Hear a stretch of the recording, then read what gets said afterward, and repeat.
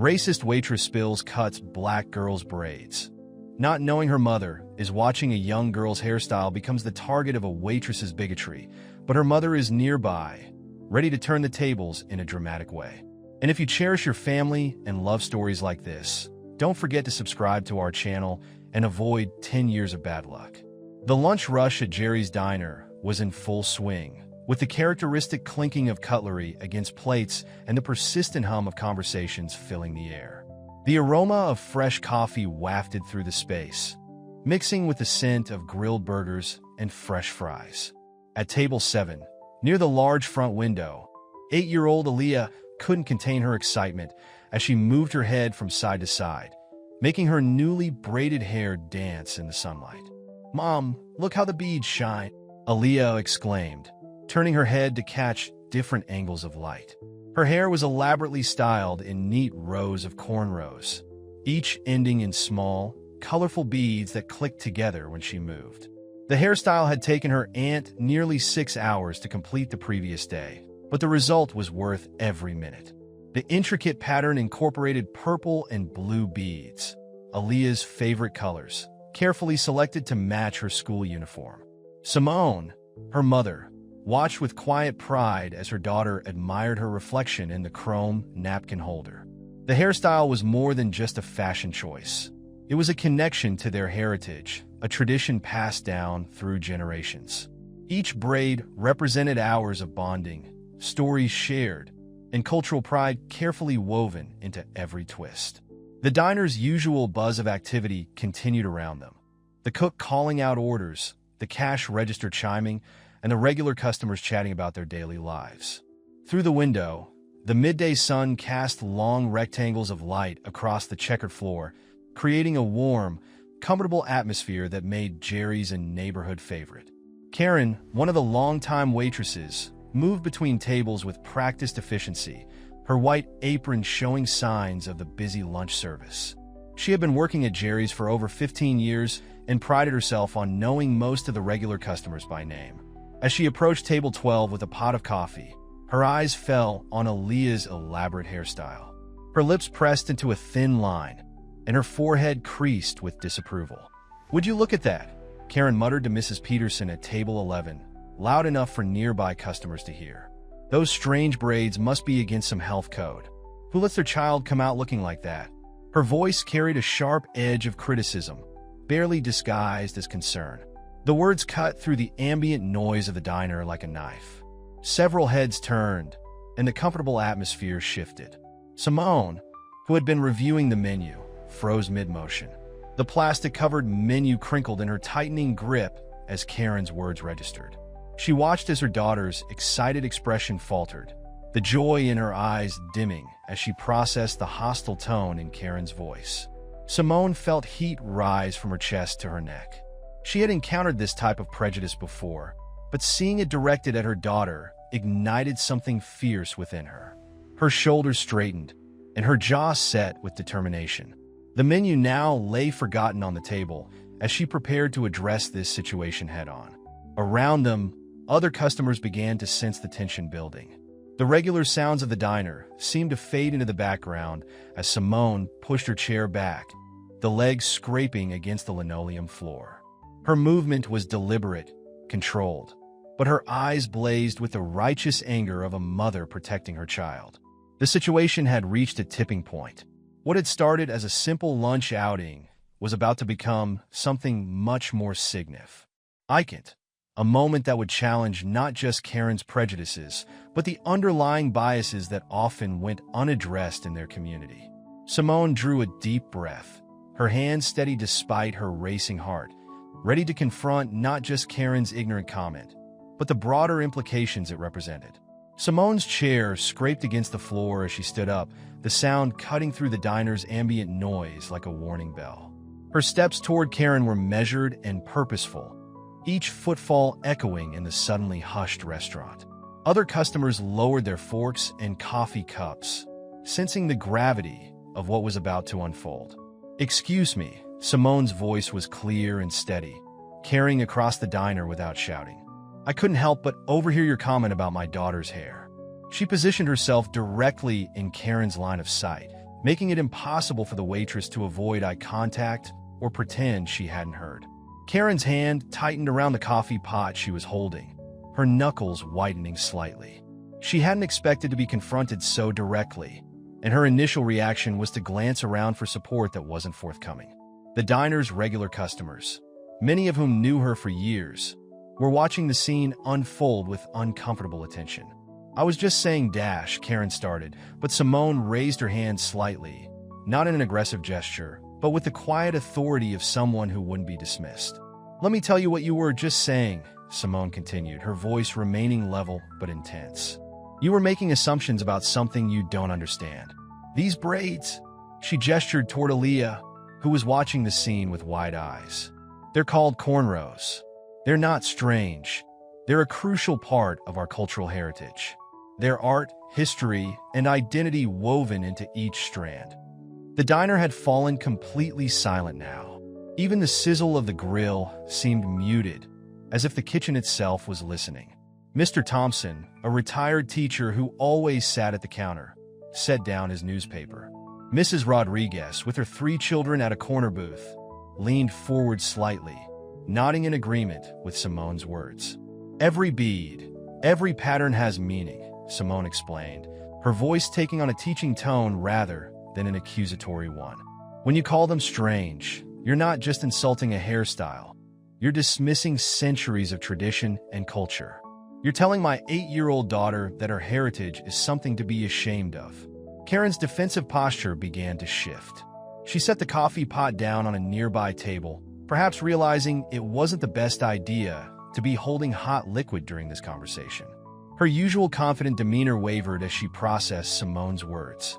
"I didn't mean to dash," Karen started again, but her voice lacked its earlier conviction.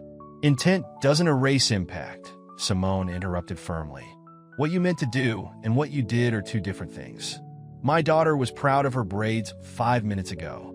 She was celebrating her beauty, her culture.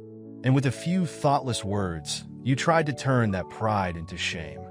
The murmurs of support from other customers grew louder. An elderly woman at the counter nodded vigorously, her earrings catching the light. A young man in a business suit put down his phone, fully engaged in the confrontation.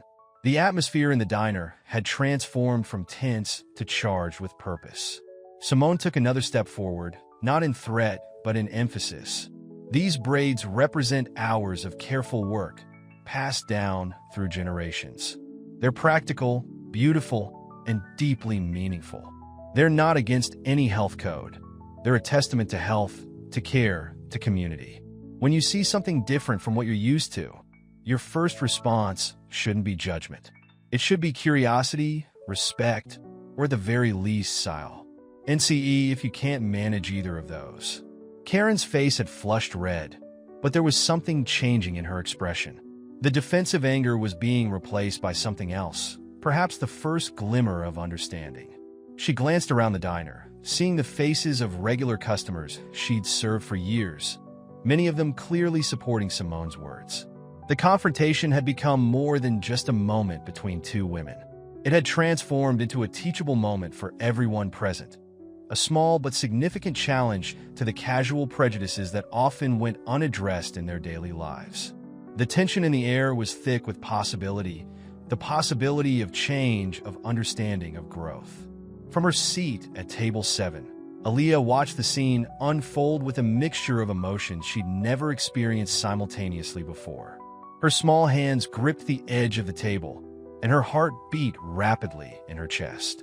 The pride she felt watching her mother stand up for her battled with the anxiety of being at the center of such intense attention. Every bead in her hair suddenly felt heavier, more significant. Just minutes ago, these same braids had made her feel beautiful, special. Now they had become the catalyst for something much bigger than a simple hairstyle. She noticed how some customers were nodding along with her mother's words, while others shifted uncomfortably in their seats, perhaps recognizing similar prejudices within themselves. The elderly man who had been quietly eating his breakfast at the counter slowly rose from his seat. He was Mr. Wilson, a retired civil rights attorney who had lived in the neighborhood for over 5 decades. His movements were deliberate as he made his way toward the center of the confrontation, his cane tapping softly against the linoleum floor. "If I may," Mr. Wilson's voice carried the weight of experience, drawing everyone's attention. "I've seen a lot of change in this diner over the years. I remember when people who looked like me couldn't even sit at this counter." He paused, letting his words sink in. "What we're witnessing here isn't just about hair. It's about respect, about acknowledging and celebrating our differences instead of trying to erase them." Karen's defensive posture continued to crumble as Mr. Wilson spoke. Her hand absently touched her own straight blonde hair, as if seeing it through new eyes. The coffee pot she had been holding earlier sat forgotten on the nearby table, steam rising unnoticed into the air. "Young lady," Mr. Wilson addressed Aaliyah directly, his kind eyes meeting hers. "Your braids are beautiful. They tell a story that goes back generations. When I was a boy, my sisters would sit for hours getting their hair braided by our mother, just like you did. It wasn't just about beauty. It was about community, about family, about pride in who we are." Aaliyah felt her chest swell with renewed confidence. She sat up straighter, the beads in her hair clicking softly with the movement. The sound, which Karen had found so objectionable, now seemed to echo through the diner like a quiet declaration of pride. Simone, still standing firm but with softened eyes, watched as her daughter's expression transformed from uncertainty back to dignity. This was more than she had hoped for when she'd stood up to confront Karen's prejudice. What could have been just an angry exchange had evolved into a moment of community education and understanding. The tension in the air began to shift, transforming into something more productive. Other customers started sharing glances, some nodding in agreement with Mr. Wilson's words, others looking thoughtful as they processed the scene before them. The diner, usually just a place for casual meals and coffee, had become a forum for important conversations about respect, identity, and community. A young woman with a laptop at a corner table had stopped typing to watch. She was a regular customer, always buried in her work, but now her full attention was on the unfolding scene.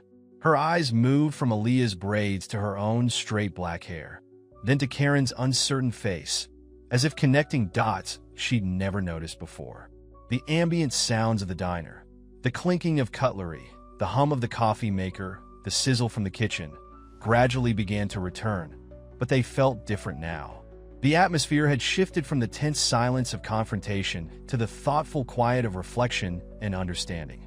Even the sunlight streaming through the windows seemed to illuminate the scene differently, highlighting the diverse faces of the community gathered in this simple diner on what had started as an ordinary day. Aaliyah caught her reflection in the window, seeing her braids crowned by the sunlight. For the first time since Karen's comment, she smiled again, not the careful smile of someone trying to be brave, but the genuine smile of someone who knew their worth. Her mother's strength, Mr. Wilson's wisdom, and the support of the other customers had transformed what could have been a moment of shame into one of empowerment. The atmosphere in the diner continued to evolve as other customers began finding their voices. A middle-aged woman with graying hair at her temples stood up from her booth near the window. Her hands trembled slightly, but her voice was steady. "I've been coming to this diner for 20 years, she began, adjusting her glasses. "My name is Patricia Chun, and I remember when my children were in school, they would come home crying because other kids made fun of their lunchboxes filled with dumplings and rice instead of sandwiches." She paused, looking directly at Karen. "Now those same foods are considered trendy in expensive restaurants, but my children had to deal with the shame of being different." Her words seemed to break a dam. A young man in a business suit cleared his throat and spoke next. "Just last week, someone at my office suggested I tone down my accent if I wanted to be taken seriously in meetings. I've lived here since I was 3. His tie was slightly loosened, and his expression carried years of similar experiences. The sharing of stories created a ripple effect throughout the diner. Each testimony built upon the last, creating a tapestry of shared experiences that made Karen's earlier comments seem increasingly small-minded. She stood rooted to the spot, her order pad hanging limply at her side, as person after person spoke up. "My hijab," a woman in her 30s added, gesturing to her head covering. "I've had people ask me to remove it for job interviews, telling me it makes others uncomfortable, as if my faith should be less important than their comfort." She smiled encouragingly at Aaliyah. Your braids are part of who you are, just like my hijab is part of who I am. Karen's face had transformed during these revelations. The defensive anger had completely disappeared, replaced by something that looked like genuine shame. She glanced at her reflection in the chrome coffee machine, seeing herself through new eyes. Finally, she turned to face Aaliyah and Simone. Her voice was thick with emotion when she spoke. I'm sorry. I never thought about it like this before. She swallowed hard, struggling to maintain composure. Your braids are beautiful, Aaliyah. I was wrong to say what I did. The apology hung in the air, its sincerity palpable. Aaliyah looked up at her mother, uncertain how to respond to this sudden change. Simone's face remained serious, but her eyes had softened. I've spent 15 years serving people in this diner, Karen continued, her voice growing stronger with honesty. I thought I knew my community, but I realize now I've been seeing without really understanding. These stories, she gestured around the room, I should have been hearing them all along. The young woman with the laptop spoke up again. Sometimes attack. Yes, a moment like this to wake us up. I'm half Korean, and I spent years being embarrassed about my features, trying to look more American. Whatever that means. She closed her laptop completely, fully engaging in the conversation. It took me a long time to realize that being American isn't about looking a certain way. It's about this right here, being part of a community that can learn and grow together. Simone nodded slowly, recognition flowing between all the participants in this unexpected moment of community catharsis. The diner had transformed from a simple restaurant into a space of healing and understanding. Each person's story added another layer to the lesson that had begun with a child's proud display of her cultural heritage and her mother's refusal to let that pride be diminished. Karen wiped her eyes with the corner of her apron. Aaliyah, she said softly, Would you tell me about your braids? About what they mean to you and your family? I'd really like to learn. The heavy atmosphere that had blanketed the diner began to lift, like morning fog giving way to sunlight. Where there had been tension, there was now a sense of shared understanding. Customers who had been strangers moments ago were now exchanging knowing looks and gentle smiles, bound together by the raw honesty of the past few minutes. Karen had pulled up a chair to Simone and Aaliyah's table, her order pad tucked away, forgotten in her apron pocket. Other customers had shifted closer, their meals cooling on their plates as they listened to Aaliyah explain the meaning behind each pattern in her braids. My Aunt Sarah did these ones, Aaliyah said, touching a particularly intricate pattern near her temple. Her voice, initially quiet, grew stronger with each word. She learned from my grandmother, who learned from her mother in Georgia. The beads are purple because that's my favorite color, but the pattern is called the river's path. See how it flows? The diner's usual lunchtime rush had slowed, but nobody seemed to mind. Even the cook, Miguel, had emerged from the kitchen to listen, his white apron still dusted with flour. The sunlight streaming through the windows seemed warmer somehow, casting a gentle glow over the impromptu gathering. After sharing stories and accepting Karen's genuine apology, Simone glanced at her watch and realized they needed to leave. As she and Aaliyah gathered their things, the energy in the diner had completely transformed from when they'd first arrived. People who had been silent observers were now engaged in thoughtful conversations about identity and respect. Outside, the afternoon sun painted long shadows on the sidewalk as mother and daughter stepped out of the diner. Aaliyah's beads clicked softly with each step, a sound that now carried new meaning for everyone who had been present. Mom! Aaliyah's voice was thoughtful as they walked. Why did you stand up to Karen like that? Simone slowed her pace, recognizing the importance of this moment. She knelt down to meet her daughter's eyes, the same level where the confrontation had started. Because you deserve to be proud of who you are, baby. Every single part of you. Your hair, your culture, your heritage, it's all beautiful. And sometimes we need to help others understand that. But weren't you scared? Aaliyah's fingers unconsciously reached up to touch her braids. Being scared doesn't mean you shouldn't stand up for what's right, Simone explained, adjusting one of Aaliyah's beads that had twisted slightly. Sometimes the scariest things are the most important ones to do. Did you see how many people shared their stories after we spoke up? They continued walking down the street, passing shop windows and other businesses. Their reflections showed two figures walking tall, heads held high. The beads in Aaliyah's hair caught the sunlight, sending tiny rainbows dancing across the sidewalk.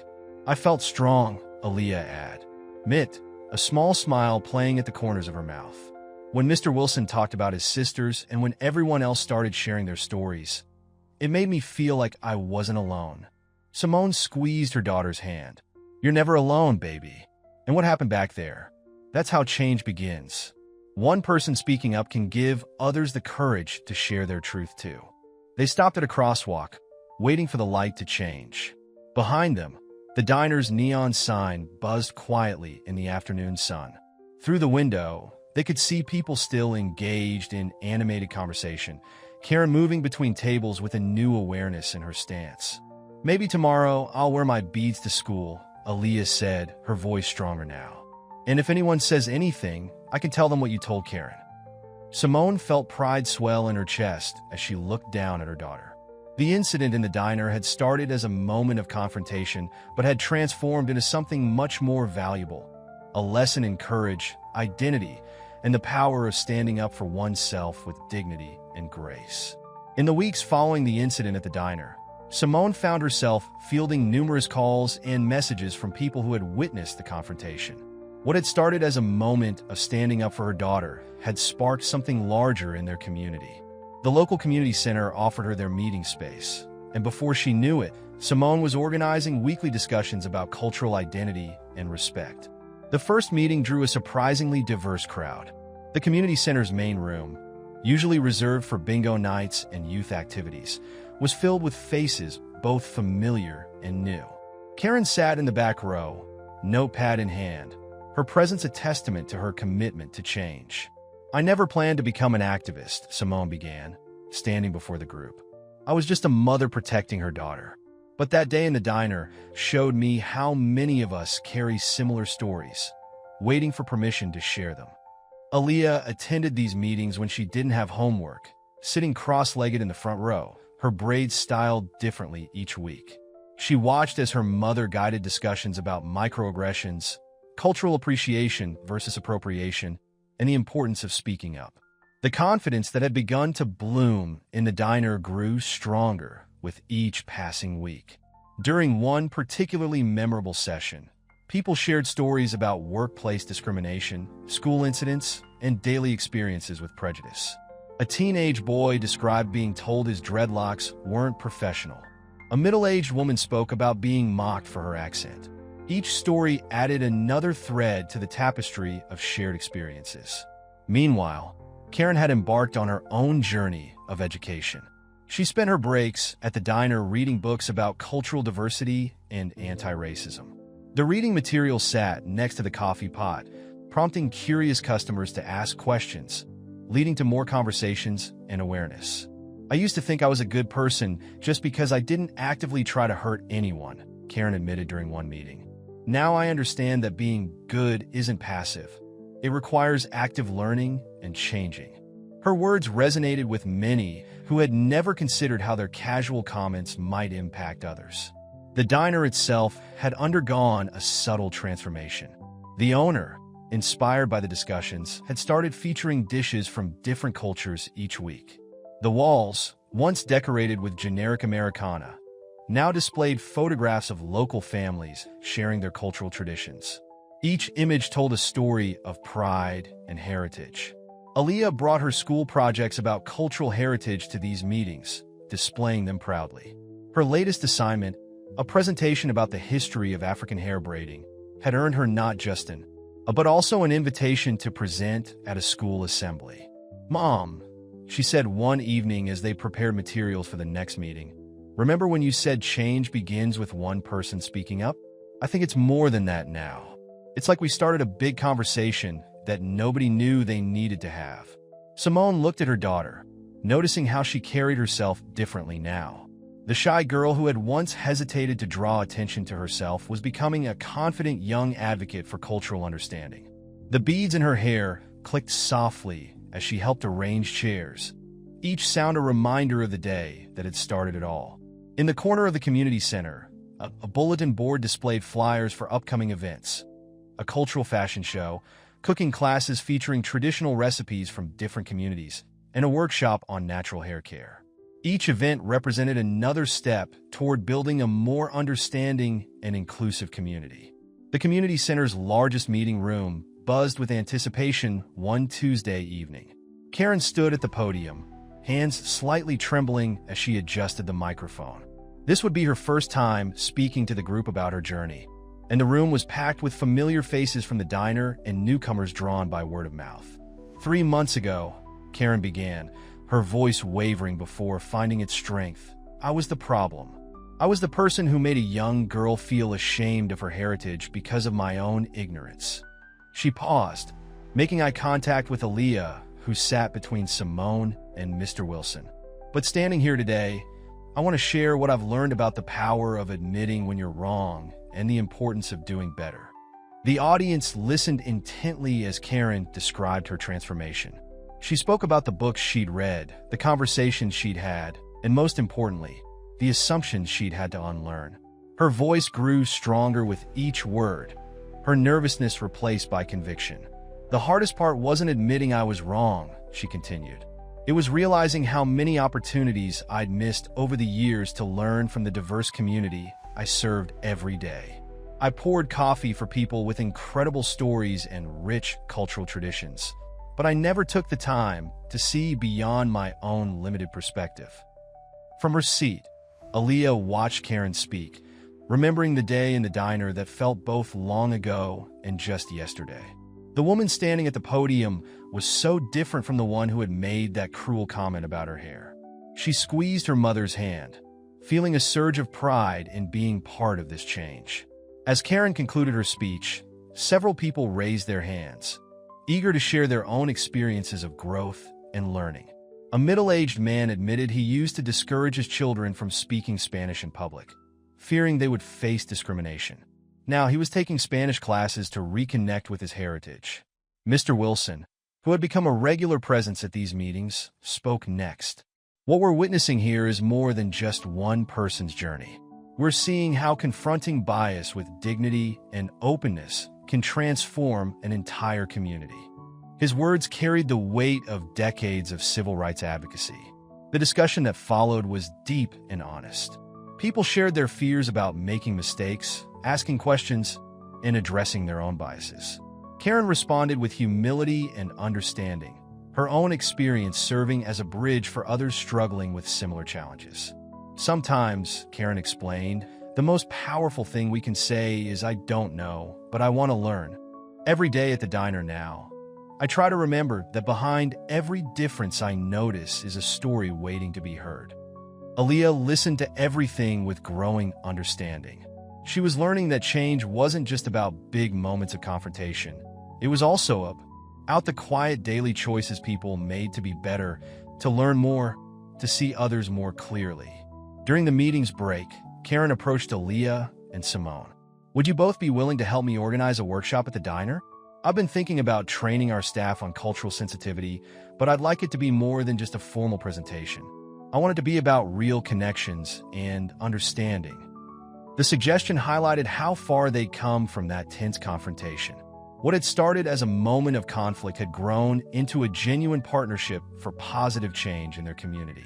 The local community hall, usually reserved for town meetings and holiday celebrations, was transformed for what had become the most anticipated event of the season. Banners celebrating diversity hung from the ceiling, and the stage was set for presentations from various community members. The Unity in Diversity event, as it had been named, grew from the seeds planted in that small diner confrontation months ago. Simone stood backstage, adjusting her blazer and reviewing her notes one last time. The mayor had personally invited her to be the keynote speaker, recognizing how her stand against prejudice had catalyzed significant change in their community. Through the curtain, she could see the hall filling with familiar faces, diner regulars, community center participants, and many new faces drawn by the growing movement. "Mom, they're almost ready," Aaliyah whispered, peeking into the makeshift green room. Her hair was elegantly styled in a crown of braids, each one representing a different traditional pattern.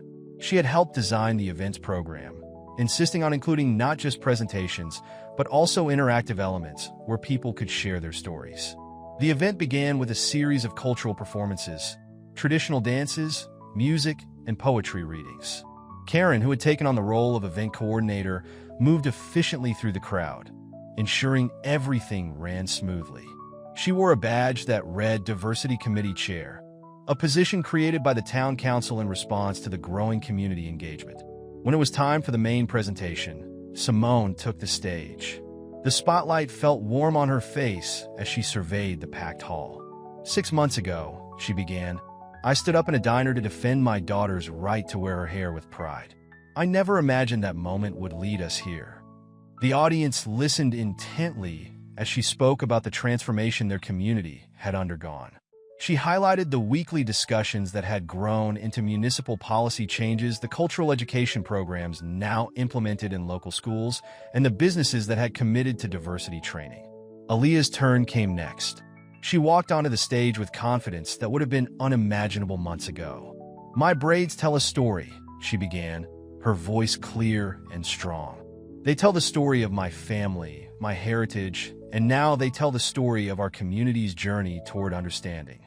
The crowd erupted in applause as Aaliyah demonstrated different braiding techniques, explaining their historical significance. In the front row, Karen beamed with pride, her notebook open as she continued to learn and document. The woman who had once dismissed these traditions as strange was now one of their most dedicated advocates. Mr. Wilson, now serving as chair of the newly formed Community Advisory Board, joined them on stage. What we're witnessing today, he announced, is more than just an event. It's evidence that when we confront ignorance with education, when we meet prejudice with patience and determination, real change is possible. As the presentations continued, the atmosphere in the hall was electric with possibility.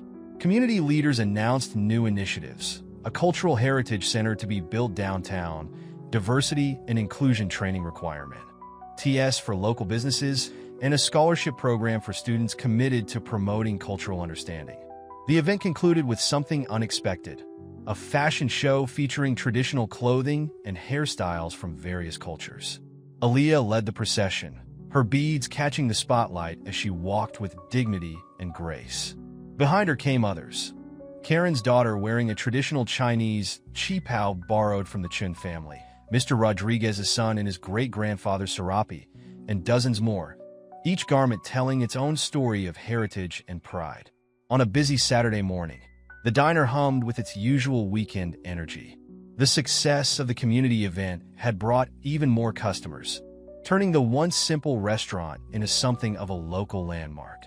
The walls now displayed photographs from the Unity and Diversity event, and the menu included dishes representing various cultural traditions.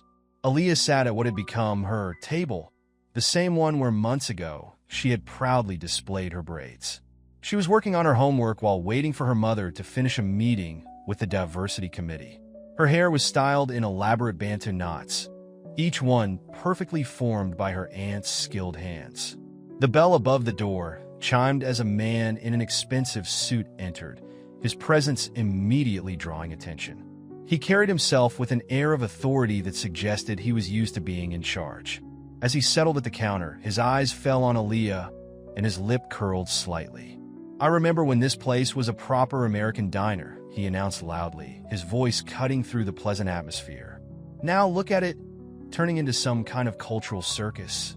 His gaze fixed deliberately on Aaliyah's hair. Kids these days don't even try to look presentable anymore. The diner fell silent, but this silence was different from the shocked quiet that had followed Karen's comment months ago. This was the silence of a community preparing to stand together. Before Simone could even rise from her committee meeting in the back booth, Karen was already moving. She set down her coffee pot with deliberate calm and stepped forward, her stance firm and confident. "Sir," she said, her voice clear and unwavering, "I need to inform you that we have a strict policy against discrimination in this establishment." The irony of Karen defending what she had once criticized wasn't lost on anyone who knew the story. Other customers began to stand. Mr. Chun, who was enjoying his usual Saturday breakfast, turned in his seat. Mrs. Rodriguez set down her fork. Even the teenage boys who usually kept to themselves in the corner booth looked up from their phones. Policy against discrimination? The man scoffed. In a diner? This is ridiculous. I'm just saying what everyone's thinking. No, came a chorus of voices, some loud, some soft, but all firm in their conviction. The response wasn't angry or confrontational. It carried the quiet confidence of people who knew their community's values and were ready to defend them. Simone had made her way to the front now, standing beside her daughter.